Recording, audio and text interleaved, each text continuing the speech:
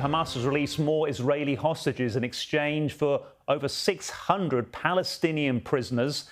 Two of the men released earlier were Shoham, age 40, and Avera Mengistu, age 39. They were released a couple of hours before three others, Elia Cohen, Omer Shem Tov and Omer Vengbert, all young men in their 20s, handed over to the Red Cross in Gaza, having been taken hostage at the Nova Music Festival on the day of those October 7 attacks. The final hostage to be released, Hisham Al-Sayed, a 36-year-old Bedouin Israeli, will have no ceremony in his release in Gaza City. Diana Magne has more details from Jerusalem. They are transferred, so the Red Cross convoy is led by a Hamas vehicle where, another moment, Hamas in charge with their guns in that vehicle. We can expect that to happen.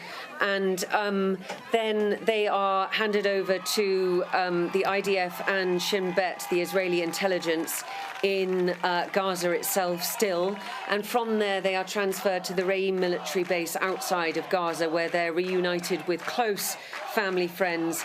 And then they are transferred in a helicopter to hospitals in Tel Aviv and reunited with broader family members. And the IDF do a pretty good job of sending out pictures as that process unfolds. And we have already seen Avera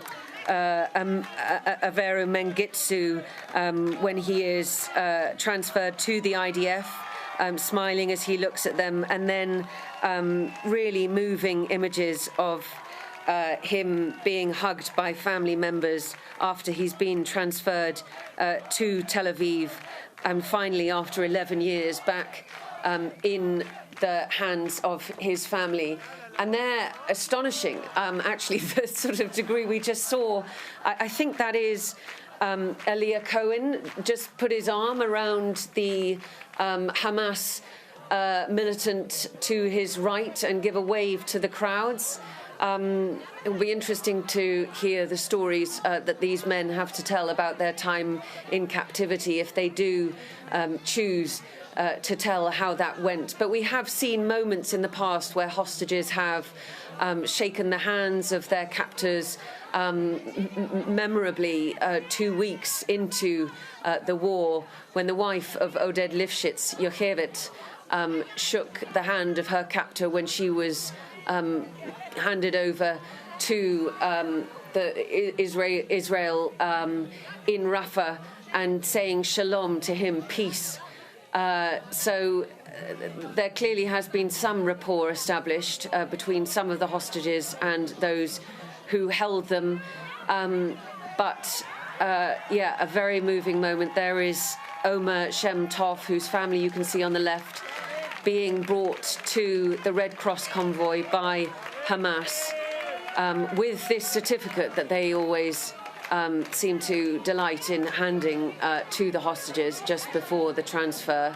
Hamas uses this as an opportunity to really promote their own message, push their propaganda. You can see the way in which these transfers are filmed by Hamas cameramen all the time, professional cameramen. There are drones around. This footage matters to them very much, both as a message to their people and as a message to Benjamin Netanyahu that they are by no means defeated. And that is why we see them with the weaponry that they have and the numbers that they have. But we were hearing from one of Israeli hostage negotiators early on in the day.